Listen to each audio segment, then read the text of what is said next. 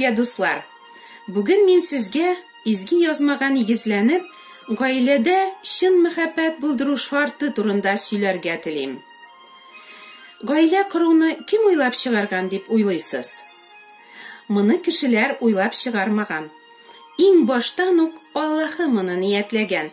Никах ул бер ир һәм бер хатын арасындагы гомерлек килешү. Никахка керүче парлар гомерләре буе бер-берсен яратырга, бер-берсенә тугры булырга, үлгәнче бер-берсе турында кайгыртырга сүз бирәләр. Кызганычка каршы, күпләр бу вәгъдәләрен бик тиз оныталар. Онытмаганнары үти алмыйлар. Ни өчен дигәндә, бер-береңне ярату ул вакыт узу белән үзгәрүче, юкка чыгучы хисләр, тойгылар гына түгел, якыныңның йөген күтәрешү, аның турында кайгырту, аның начар гамәлләрен һәр вакыт кичереп яшәү. Кайсыбыз буларны гел үтәргә әзер? Гаилә корып бераз вакыт узгач, ни өчен мин буларны үтәргә тиеш? Ул бит үтәми, гел минем белән файдаланырга гына тели. Мин риза түгел бу гаделсезлеккә, дип уйладым мин дә. Өметләнеп көткән бәхетләрен кешеләр нишләп гаиләдә тапмыйлар соң? Чөнки алар гаиләдә бәхетне бер-берсеннән табарга теләп гаилә корып җибәрәләр. Нәкъ шуның өчен бу икәү өйләнделәр түгелме соң? Җавап менә нинди. Аллаһы гаилә коруны бу икәү гаилә тормышыннан бәхет тапсыннар дип урнаштырмаган. Бәхет табу гаилә коруның максаты түгел. Нәрсә соң гаилә коруның максаты? Дөньядагы бар нәрсә Аллаһы данлансын өчен яратылган кебек, гаиләне дә Аллаһы үзен данландырыр өчен яраткан. Кешегә бәхетне икенче кеше бирә алмый. Чөнки бер кешедә дә бәхет юк. Бәхет Аллаһыда гына бар. Кешеләргә бәхет бирүче бары Аллаһы Тәгалә генә. Кеше кешене бәхетле итә алмый. Кешене бәхетле итү мәсьәләсен Аллаһы үзе өчен калдырган. Әгәр кеше юанычны, шатлыкны, тормышның мәгънәсен Аллаһыда таба алмаса, гаилә тормышында ул буларны бер кайчанда һәм бер ничектә таба алмаячак. Бәлки баштарак кеше гаилә тормышыннан ниндидер шатлык таба да, бала яңа уенчыктан тапкан кебек. Ләкин без һәр нәрсәдән тиз ялыкабыз. Озакламай бу уенчык безгә инде кызык түгел. Күңел яңа кичерешләр, ялкынлы хисләр тели башлый. Чөнки тегеләре сүнә, көлгә әйләнә. Ни өчен? Уйланганыгыз да булгандыр. Ләкин уйланып кына калмаска, дөрес җавапны чыннан да табарга теләп эзлисезме сез? Мәхәббәт башта бар иде. Хәзер инде үтте дибез гадәттә. Ләкин бу мәхәббәт түгел. Гашыклык кына иде. Чөнки чын мәхәббәт бер кайчанда бетми ди Алла сүзе. Ләкин куанычлы хәбәр әйтә алам сезгә. Сезнең чынлап та яратырга өйрәнү мөмкинчелегегез бар. Һәр кеше иң башта якыны турында түгел, үз файдасын эзли. Моны мин әйтмим, Алла сүзе шулай ди. Баштарак бәлки без гашыклык дәрте белән риза да булырбыз йөкнең авыррагын үзебез тартырга, аның турында кайгыртырга, ул гаепле булса да һаман кичерә килергә, түзәргә.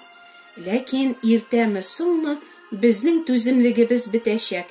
Чөнки һәр вакыт түзү өчен мәңгелек чыганакка тоташтырылган булу мөһим. Бу Алла гына. Үз иреңне яки хатыныңны битми торган мәхәббәт белән ярата алу өчен кешенең күңеле үзгәрү кирәк. Гашык булган чагыңда күңелең чыннан да үзгәрде сымак. Син аны яратасың, аның турында көннәр буе уйлыйсың. Ничек аның белән гел бергә булу турында хыялланасың. Аңа карап сокланасың. Аңа ниндидер яхшылык эшлисе. аны сөендерәсе килә. Аның начар гадәтләрен күрмисең, яки шунда ук аларны кичерәсең. Аны гел сагынып торасың. Ул синең тормышыңның яме, ул күзеңнең нуры, ул йөрәгеңнең шатлыгы. Синең аны мактап сөйлисең, җырлыйсың килә. Син хыял канатларында сөйгәнең белән бергә очасың. Сиңа башка бер кем дә кирәкми. Әгәр син сөйгән ярың белән кавыша алмасаң, бу хисләр гомерең буе күңелеңдә саклана кебек. Ләкин бу тойгылар бергә булмаганга, бергә яшәмәгәнгә генә сүнмиләр. Чөнки кеше үзенең хыялы белән уйларында аларга гел ялкын өстәп тора.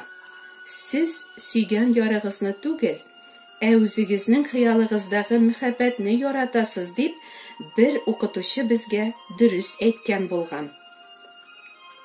Нигә гомер буе шундый рәхәт хисләр кичереп кенә яшәп булмый икәнсең? Менә ни өчен? Өйләнешкәнче безнең күзләребезне гашыклык сукрайта, һәм без сөйгән ярыбызның гел яхшы якларын гына күрәбез. Җитмәсә, һәркем бит үзенең начар якларын, алама гадәтләрен яшерергә, күрсәтмәскә тырыша. Инде бергә яши башлагач, ике якның да теге яшерен, ямсыз кыланышлары чыга башлый. Менә китә бер-береңне күреп гаҗәпләнүләр. Ужас! Менә син нинди икән? Үзеңне бел. Синең мондый икәнеңне белсәм, мин бөтенләй сиңа өйләнмәгән булыр идем. Әлбәттә, бар парлар да мондый сүзләрне кычкырып ук әйтмәскә дә мөмкиннәр. Ләкин һәркемнең кемне сайлаганына бергә яши башлагач кына күзләре ачыла башлый. Башта без бик аптырыйбыз. Нишләп ул хәзер минем күзләремә генә карап торырга теләми? Нишләп ул минем сүзләремне элекке кебек йотлыгып тыңламый? Нишләп ул минем һәр теләгемне үтәргә сикереп төшми? Туйларда гүзәл кәләшләргә, сокланырлык матур кияүләргә карыйм да мин. Әле белмисез сез бер-берегезне. Менә иртәгә башланачак дип уйлыйм ичемнән генә. Башкача булу мөмкин дә түгел. Ни өчен? Чөнки ике эгоист өйләнә. Һәркем үзенең талапларын куя башлаячак. Һәркем иң башта барыбер үз файдасын эзләп эш итә башлаячак. Һәркем үзенең мәхәббәте өчен хак сорый башлаячак. Мәхәббәт ул өйләнгәнче генә түләүсез, шартсыз сымак иде. Хәзер извини, гел шулай булмый. Мин бит сиңа карата шундый, син нигә миңа да шулай җавап бирмисең? Мин бит синең өчен менә моны да, тегене дә эшлим, син китә үпкәләр, канәгатьсезлекләр, үртәлүләр, кичермәүләр, хәтта үчләр. Каян чыга бездән бу явызлыклар? Алла сүзе җавап бирә. Кеше йөрәгеннән. Кайберәүләр, минем йөрәгем саф, чиста, явызлык юк миндә диләр. Мондый кешеләр Аллаһының һәр кеше ялган, кеше йөрәге үтә бозык һәм аның төзәләсе юк дигән сүзләренә каршы киләләр.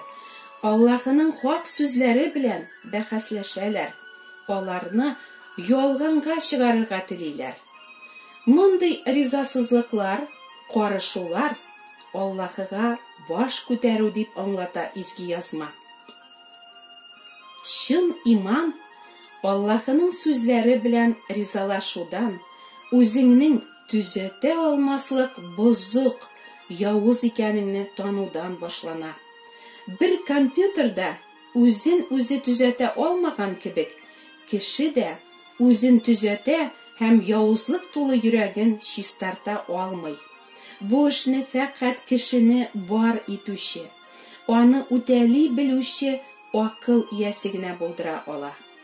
Үзенең сүзләренә ихлас ышанып, гөнаһларыннан арынырга теләүчеләргә Аллаһы яңа йөрәк, яңа рух бирергә вәгъдә итә. Ул моны гөнаһлылар урынына үзен курбан итеп китергән Гайса Мәсихнең аларны юлып алуы хакына гына эшли.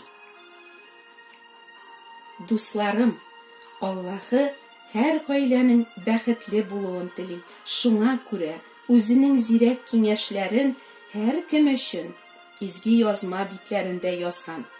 Раббының гаилә өчен язган инструкциясын өйрәнмәү, кулланмау һәркемне бәхетсезлеккә, кайгы-газапларга, тынычсызлыкка, хәүеф-хәтәрләргә һәм башка шундый тискәре күренешләргә дучар итә. Аллаһы белән дөрес мөнәсәбәтләрдән тыш бер нинди мәхәббәт тә, бәхет тә була алмый. Кеше Аллаһыны яратса гына икенче кешене, хәтта дошманын да ярата ала. Алла мәхәббәте генә мәңгелек чыганак. Аллага мәхәббәт кенә бәхетле гаиләнең нигезе. Киләсе чыгышымда, Ходай насыйп итсә, рухи нәсихәтләрем белән уртаклашуны дәвам итеп, кешенең ни сәбәптән адашу юлында калуы турында сөйләргә телим. Дусларым, Аллаһы чын мәхәббәт. Килегез аның каршына, гөнаһларыгыздан чистарынып, яңа йөрәк кабул итү өчен. Тотыныгыз чын мәхәббәткә. Ул сезнең дә йөрәкләрегезгә үзенең мәңгелек мәхәббәтен кояр. Амин.